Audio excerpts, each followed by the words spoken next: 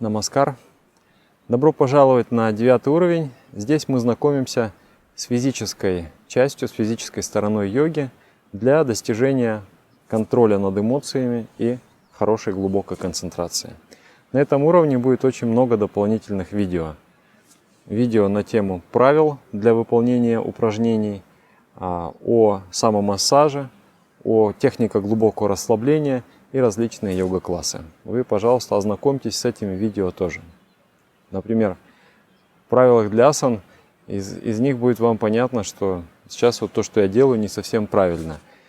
Потому что асаны нужно делать в закрытом помещении без сквозняков. Но я сейчас только в целях демонстрации. Для удобства обучения мы запишем два основных видео. То есть сейчас я объясню теорию асан. И в другом видео мы разберемся, покажу вам 3 базовые асаны, которые подходят для большинства людей. Вот такой вот план. Итак, асаны. Что такое асана? Это 3-я ступень классической йоги. Сначала идет яма и нияма, нравственные принципы. То есть сначала мы учимся взаимодействовать с внешним миром, наводим порядок во внешнем мире, на своей работе, в своей семье, в своей мирской жизни. И потом следующий уровень мы начинаем взаимодействовать с нашим телом. Мы начинаем работать с телом. Что такое асана? Определение классическое такое. Стхира сукхам асанам.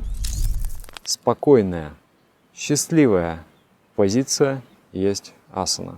То есть позиция, которая приводит тело и ум в состояние спокойствия и счастья.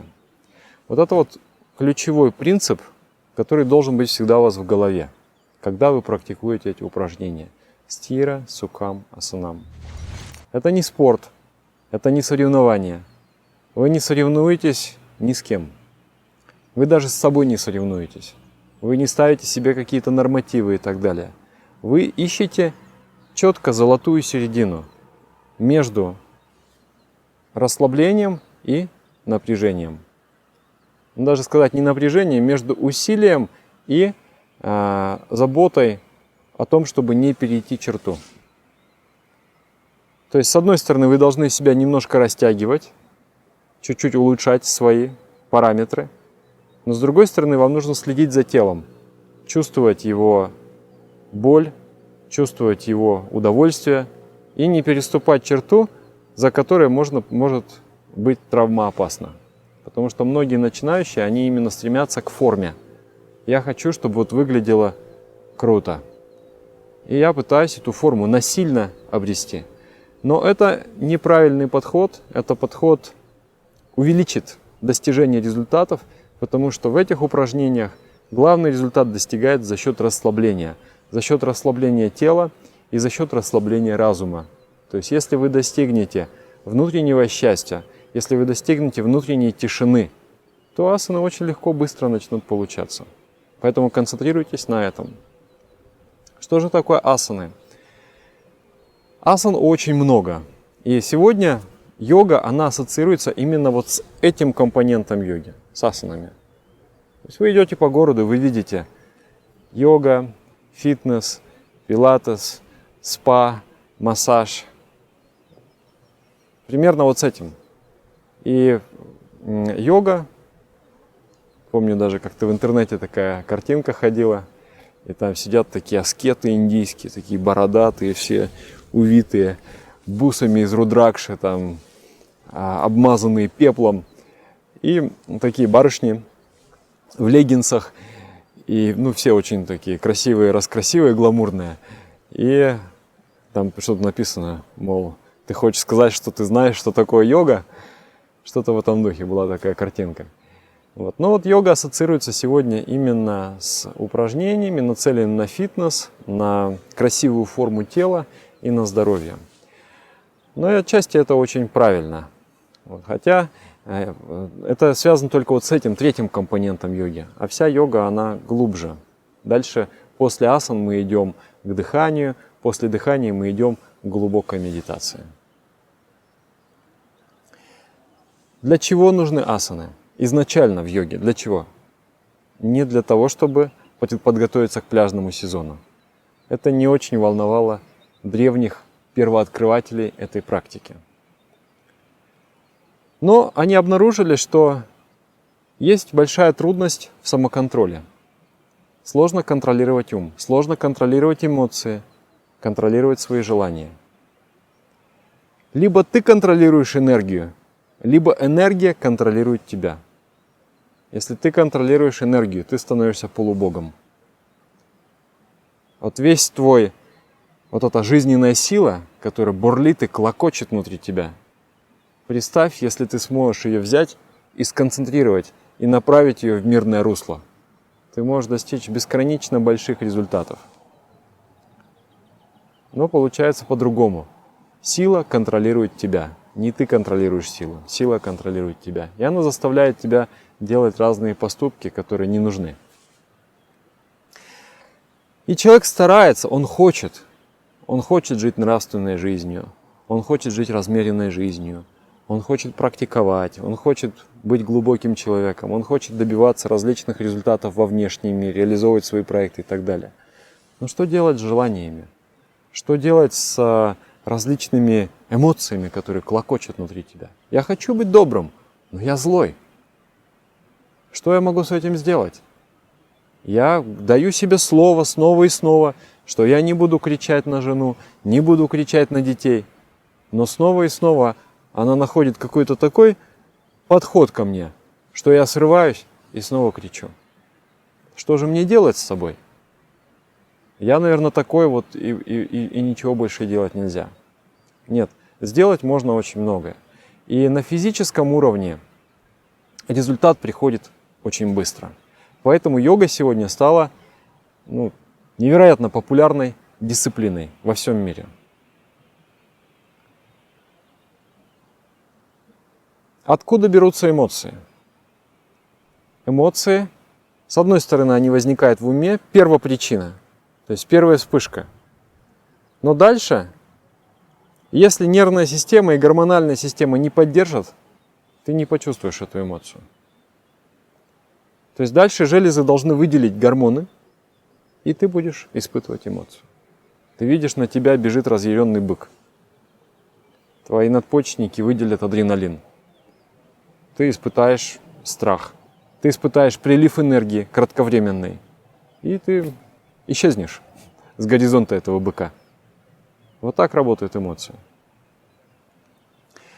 Иногда, не то что иногда, очень-очень часто, железы, они дисбалансированы.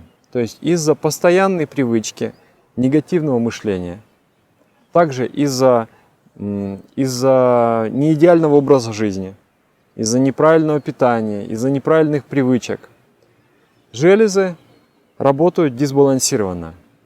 И вместо того, чтобы выделять вот столько гормона, они выделяют вот столько гормона. Там, где нужно выделять вот столько гормона, они выделяют вот столько гормона.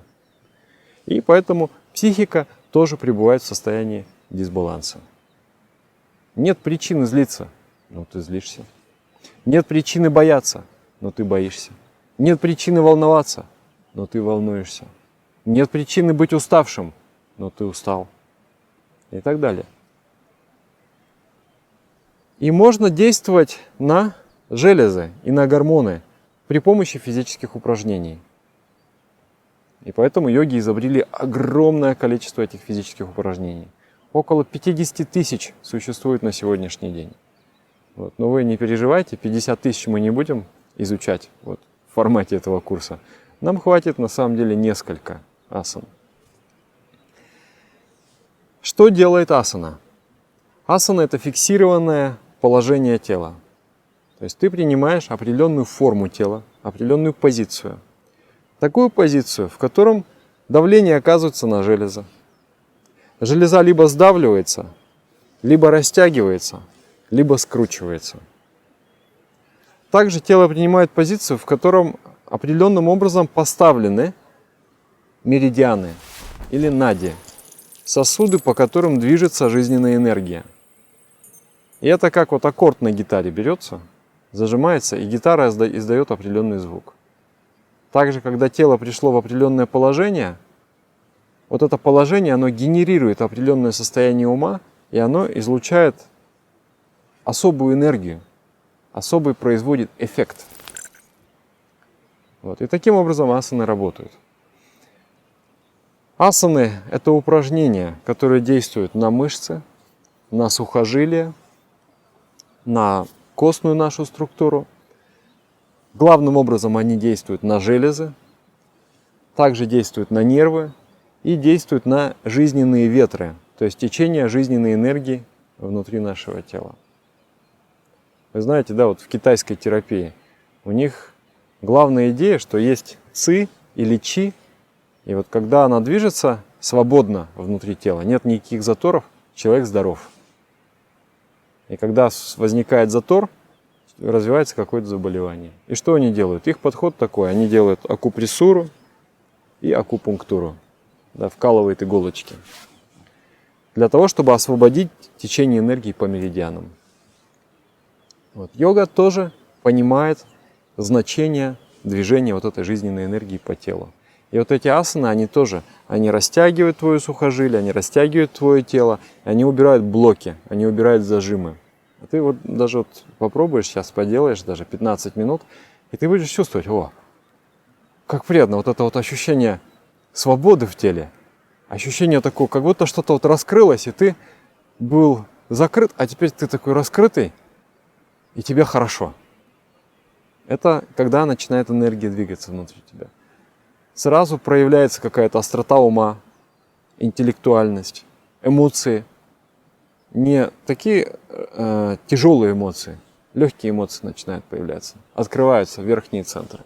Асан также действует на так называемые чакры или центры энергии. Об этом у нас будет большой курс, который называется «Биопсихология йоги». Еще раз, как действуют асаны? Вот железа. Железа – это правительство нашего тела. То есть, когда правительство выпускает какой-то указ, в стране изменения происходят очень быстро. Например, правительство решило, что с сегодняшнего дня мы издаем указ и ряд мер принимаем, чтобы везде люди сортировали мусор. Да, и чтобы мы не загрязняли природу, а бумагу отдельно собирали, металл отдельно собирали, стекло отдельно и все это перерабатывали. Решили в Думе. И начинается ряд мер, и быстро-быстро вся страна переходит на вот этот новый уклад жизни. Если разговаривать с каждым отдельным гражданином, слушай, надо мусор там разделять, он тебя послушает, а может быть и не послушает. Вот, и тебе нужно очень-очень много людей обойти для того, чтобы какого-то изменения достичь, поменять сознание. Но если ты напрямую свяжешься с правительством и убедишь каким-то образом правительство, то изменения быстро произойдут. То же самое внутри тела. Каждая клетка что-то решает. Но главное решение принимают железы. Они решают, быть тебе толстым или худым, быть тебе злым или добрым, быть тебе счастливым или чувствовать себя подавленно, быть тебе сильным или быть тебе слабым, наслаждаться острым интеллектом или испытывать вялость интеллекта и так далее. Абсолютно все решается твоими гормонами, твоим гормональным фоном. И асаны – это очень могущественный способ изменить гормональный фон. Что делает асана? Скручивает, сдавливает, растягивает. Вы когда-нибудь мыли пол при помощи обычной тряпки? Что вы делаете? Вы моете, потом вы берете тряпку вот так вот, окунаете в ведро, и потом вы делаете вот так. Потом опять окунаете в ведро, потом вы делаете вот так. Сейчас я вам продемонстрирую, и что вы скажете, что я делаю?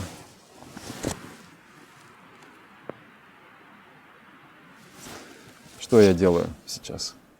Я делаю вот так. А потом я лягу в позу плашмя на пол. И что это будет делаться? Я буду делать вот так. Я буду промывать свои железы. То есть, с одной стороны, я отжимаю, вся кровь, все жидкости уходят, я сдавливаю, потом я расслабляюсь, и опять возвращается. И поэтому кровоснабжение, движение в теле, оно восстанавливается. И с этим восстанавливается баланс и здоровье ваших внутренних органов и ваших желез. Примерно вот так вот это работает. И огромное количество вариаций есть асан, которые вот так и эдак, и с этой стороны подойдут, и с этой стороны подойдут, и с этой стороны подойдут. Сегодня я рекомендую вам посмотреть видео, в котором вот я объясняю асаны базовые. И там будет всего лишь 3 асаны. 3 самых-самых базовых. Почему только 3? Во-первых, у них нет никаких противопоказаний. Для большинства людей они подходят, эти асаны. У них нет ограничений по питанию, нет ограничений по дыханию. Да, то есть это самые-самые простые асаны, которые обладают всесторонней пользой. Они оказывают благотворное влияние на физическое тело, то есть общее такое оздоровление организма производят, и общее балансирующее воздействие на психику. Вот, я вам рекомендую начать их делать. У вас будет уходить всего лишь 10-15 минут на практику этих асан. Хотя бы 1 раз в день, вообще идеально делается 2 раза в день. Если 2 раза в день делаешь упражнения, гораздо легче держать ум в ровном состоянии, гораздо легче медитировать. Ну, вот такая вот сфера практики асаны. Делайте, пожалуйста, асаны. Вот. Сейчас переходим к практической части. Вот. Также посмотрите, я сейчас просто в следующем видео я просто объясню, как асаны делаются. А также у нас имеются в доступности видео, где есть йога-класс. То есть вы можете вставать вместе с инструктором и делать эти упражнения. Все, спасибо большое. Намаскар.